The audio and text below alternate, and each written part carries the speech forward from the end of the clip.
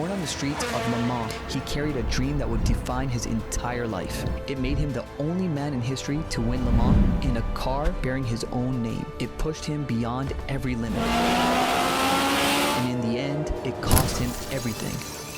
This is the story of Jean Rondeau.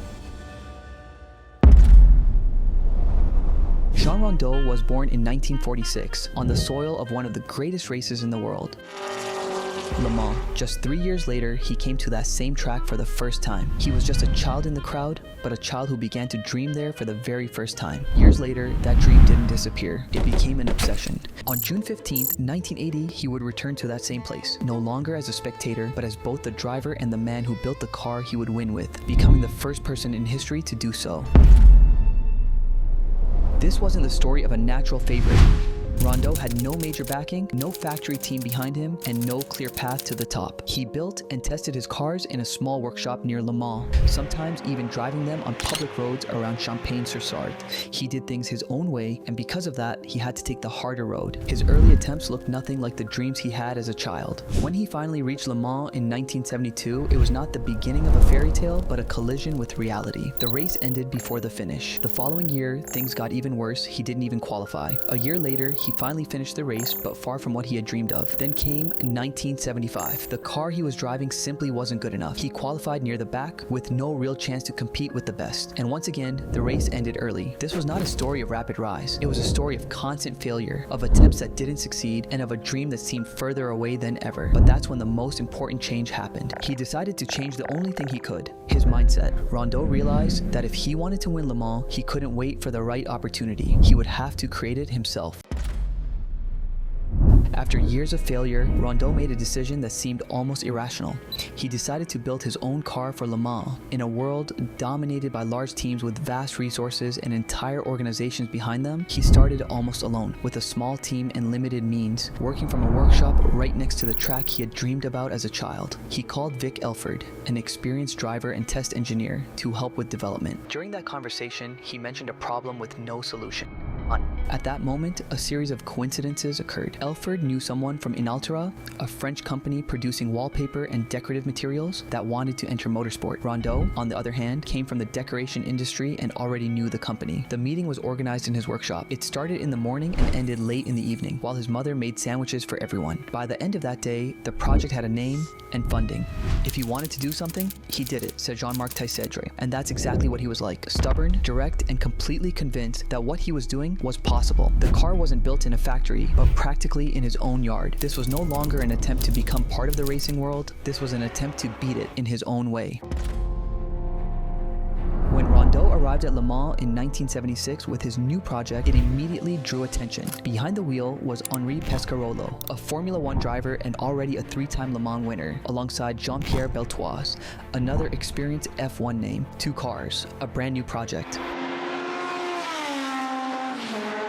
And on the other side, Porsche, led by Jackie Ickx. Still, expectations were low, but the race told a different story. One car finished an impressive 8th, while Rondeau himself brought the second car home in 21st place. For a brand new team, it was the first real proof that the idea could work. A year later, in 1977, came an even bigger step forward. Rondeau and Jean Rondeau finished 4th in a race dominated by Porsche teams and experienced drivers with far more resources. The other cars from his team also finished in 11th and 13th place. This was no longer just about survival. This was a team starting to compete with serious opposition. But just as everything began to make sense, everything collapsed again. The sponsor left, the cars were sold, the team practically disappeared. In 1978, Rondeau was back at the beginning. With one car and a much smaller budget, he qualified 41st. On a track full of Porsche cars and established teams, it looked like another lost attempt. But the race told a different story. Rondeau finished 9th and won the GTP class. During that period, as the team was being rebuilt from nothing, a key figure appeared. Marjorie Bross, the wife of a local politician, became the person who managed to secure sponsors and keep the project alive when everything seemed lost. In gratitude, Rondeau didn't forget her influence, and the new car was named M378, with the M standing for Marjorie. A year later, in 1979, the progress was undeniable. Rondeau entered 3 cars. One qualified 6th and finished 5th, the first non-Porsche. Another crossed the line in 10th place. Rondeau himself was forced to retire in the 19th hour of the race after the Cosworth engine failed. This was no longer an experiment. This was a team on the verge of the top. The team Rondeau had built didn't look like the others. We were seen as a bit of a joke, recalled Gordon Spice. It was a very French team with a strong national identity, different from the rest of the paddock, loud, unconventional, but organized in its own way. While other teams followed strict routines, everything here had a different rhythm. French drivers believed they had to stay fit, so they would go running in the morning. Josso, however, would jog a little, splash himself with water from a stream, pull out a book, sit down to read, and come back with a cigarette. It didn't look like a formula for success, but that exact team, unconventional, relaxed, and slightly chaotic, managed to do what no one else could.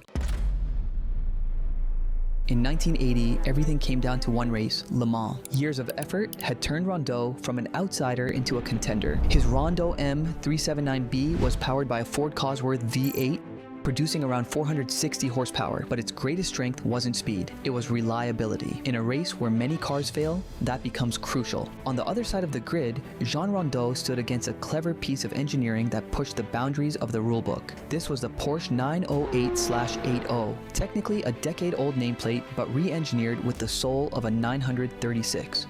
By acquiring this frame fitted with a modern 500 horsepower turbo engine, the team of Reinhold Jost fielded a formidable hybrid that Porsche officially wouldn't enter, with the legendary Jackie Ickx and Jost himself behind the wheel. Alongside them and the entire Porsche effort, Rondeau had one more opponent, a silent one. He would drive this race in incredible pain. Just 4 days later, he was scheduled for kidney surgery, but he didn't let it stop him. Alongside him was Jean-Pierre Josso, an experienced and calm driver, the perfect contrast to Rondeau's approach, a partner without whom this victory would not have been possible. The race began in chaos. Just before the start, a thunderstorm hit Le Mans, covering the circuit in rain and spray so heavy that drivers could barely see the road ahead. Cars were sliding everywhere. Some teams were already in trouble before the first hour had even ended. In those conditions, survival mattered more than speed.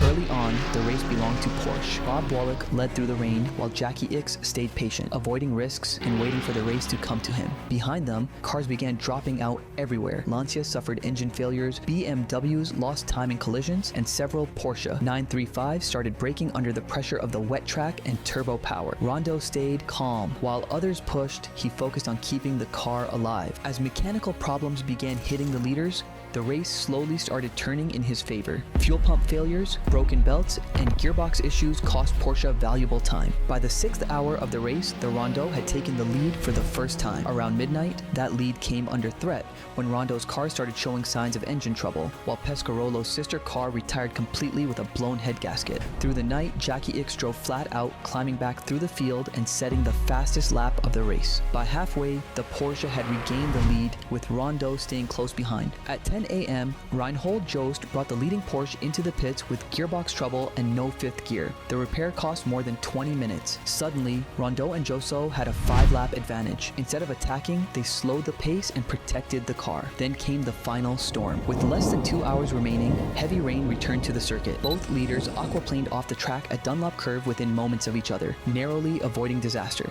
Somehow, both cars survived. 40 minutes before the finish, Ickx closed the gap to a single lap. Then another shower arrived. Porsche reacted immediately, bringing Ickx into the pits for wet tires. Jean-Pierre Josso was called into the pits as well, but he ignored the order and stayed out on slicks. A naturally smooth driver, Josso trusted his reading of the circuit more than the weather. It was a gamble that could have ended the race instantly. Instead, the rain stopped almost as quickly as it arrived. The track began drying, and the decision changed everything. Ickx could no longer attack. The wet tires quickly became a disadvantage, while the Rondeau continued pushing on slicks. Lap after lap, the gap grew again. When the checkered flag finally fell, Jean Rondeau had done the impossible. He became the first and still the only man to win Le Mans in a car bearing his own name. To truly understand the massive historical weight of this race, you sometimes need to hold it in your hand, which is exactly why I had to get a piece of this story for my own shelf. This is Spark's 1:43 scale replica of that historic Le Mans car. Now, there are cheaper versions of this car out there from brands like IXO and Quartzo, but Spark is just on a completely different level. Their version perfectly nails the iconic yellow and black ITT livery, razor sharp sponsor decals, and the exact aerodynamics from that chaotic night.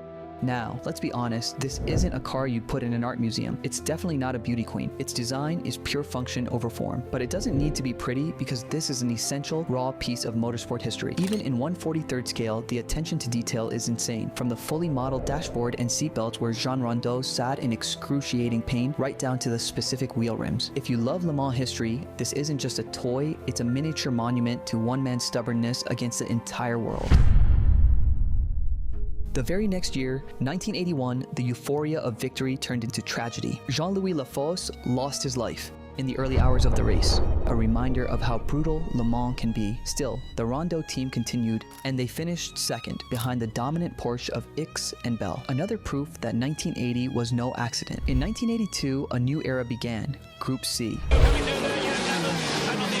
Yes, that era, and for a moment, it looked perfect for Rondeau. The new regulations suited his philosophy, and at Monza, he defeated some of the strongest competition in endurance racing. That's when a familiar giant entered the story once again, the Porsche 956. At Le Mans, engine problems eliminated Rondeau's cars, yet he still remained in the fight for the constructor's title. Then everything unraveled away from the track. Porsche was awarded points Rondeau could not earn, and the championship battle was effectively decided in the offices, not on the circuit. For a team of just 22 people and a limited budget, it was a blow they could not survive. The team was running out of resources. Sponsors left. The money disappeared. With support from Ford France, a new factory, and a heavily tested new car, Rondeau entered Le Mans in 1983, determined to fight Porsche once again. But despite months of preparation, all three cars were eliminated by engine problems. By the end of the year, the team went bankrupt, bringing an end to the project he had spent years building. However, his desire to race never faded. In 1984, he returned to Le Mans behind the wheel of a rival Porsche 956 and still managed to finish in an impressive